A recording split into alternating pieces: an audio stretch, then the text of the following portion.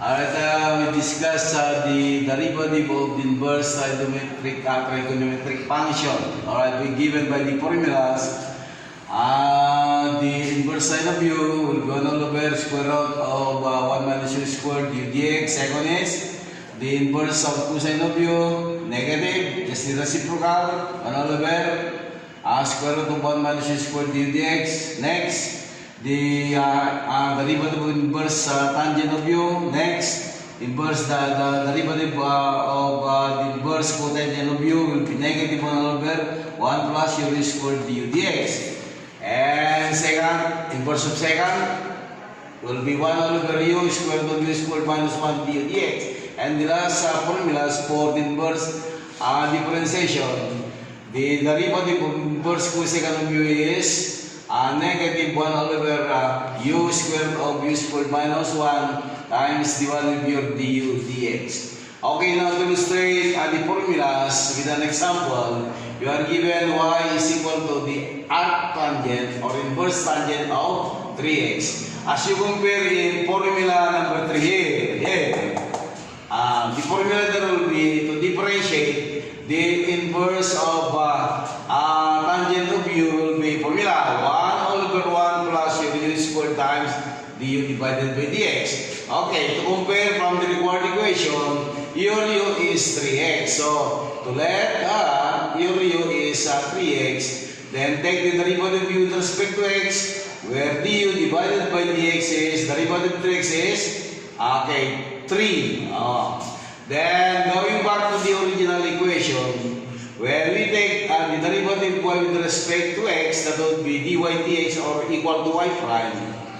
Be equal to your formula 1 all over 1 plus, what is your u? Your u is 3x. Okay, 3x parenthesis squared times divided by du dx. Du dx is 3. Okay, 3. Now to multiply that 1 times 3 is 3 divided by 1 plus, if you square that 3x times 3x will give us 9x to the second power. Okay, that is the way how to differentiate the inverse trigonometric function. Okay, next. Okay, here, if we adopt the formula number 2, okay, formula number 2, the derivative of the inverse cosine of u is equal to negative 1 over square root of 1 minus u squared times the value of du dx.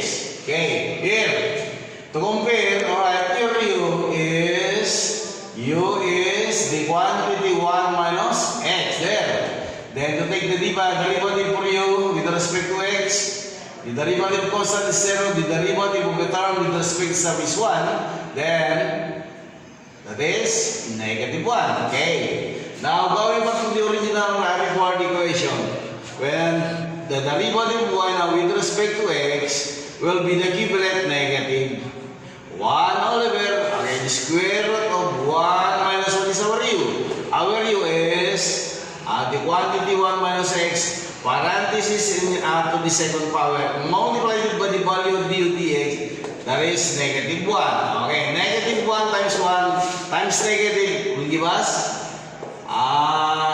negative times negative will be plus, 1 times 1 will be 1 all over square root of 1 minus, okay, here, now to simplify this, according to the square of a binomial, the square of the first, 1 minus twice the first and the second, minus 2x, plus square of x will be plus x to the second power, and close in and parentheses.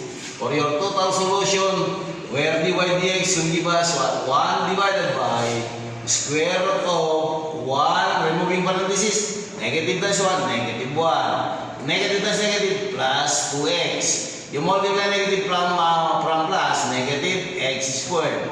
Okay. That still dy divided by dx is equal to 1 divided by, I cancel 1 from negative 1. So it will give us a solution of 2x minus x to the second power. Okay, question?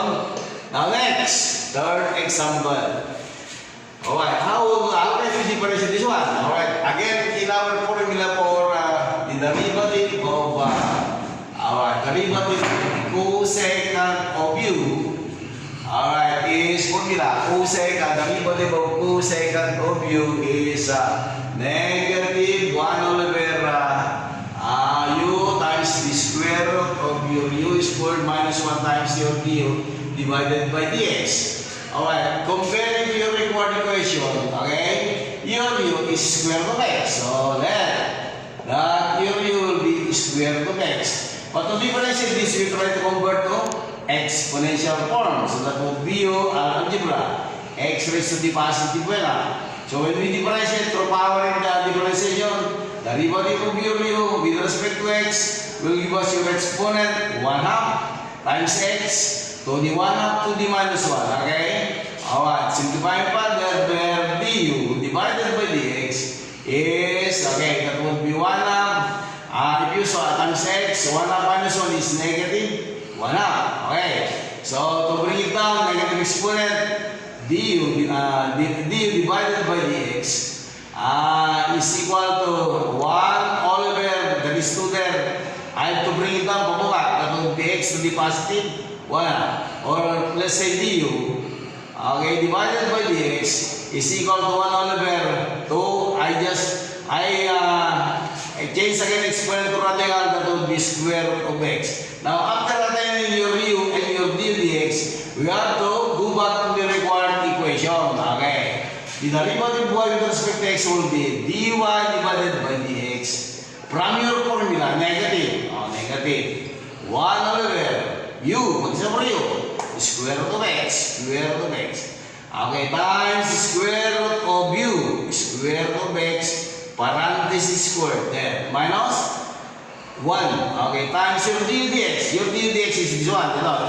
That will to multiply 1 all over to the square root of x. Okay, we go back to algebra, where the derivative with respect to x negative times positive there. Okay, that will be negative times plus, it will be minus 1 times 1 will be 1 divided by, okay, the radical sign there will cancel from your squared. So there is 2 there. Okay, 2 square root of x times square root of x. Okay, let's go step by step. Square root of x times square root of x there. The remaining here will be square root of the radical cancel from your squared, that will be x minus 1. Okay, it's still in algebra where dy divided by dx will give us negative 1 all over, okay, 2 there, times square root of x times square root of x will be what? X times the square root of x minus 1. Question? Alright, next to illustration. This one. Again, you are required to differentiate this one. Alright, inverse sine of 4x parenthesis squared. Okay, let's try to write on your formula the power, derivative of u to the n, meaning your u will be your base there, your n will be 2, you know, u to the n. Okay, formula, it will be your exponent times your u to the n to the minus 1 times your du dx. That is a formula like this. We discussed this before. Okay. So, from the original equation to differentiate, okay, dy divided by dx will be, your u will be this one, okay, your n will be 2, so, equivalent of your formula or solution, n is 2 times your u will be the inverse of sine 4x. Alright, to the n to the minus 1, so 2 minus 1, your answer is 2 minus 1 times divided by dx, meaning we differentiate this one, your u.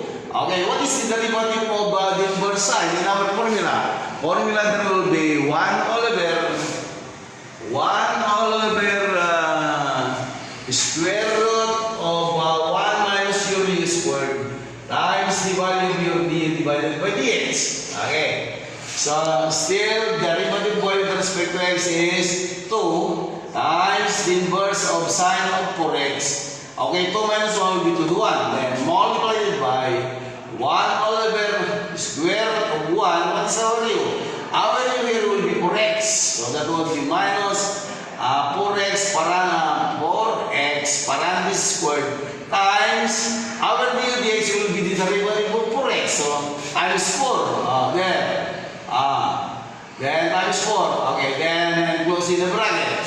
So this is what? Dy divided by dx is 2 times 4 times 1 will be 8. Multiplied by the inverse of 4x. Divided by, when we simplify this one, that will be square root of 1 minus 4x squared will give us 16x to the second power. Okay. Question?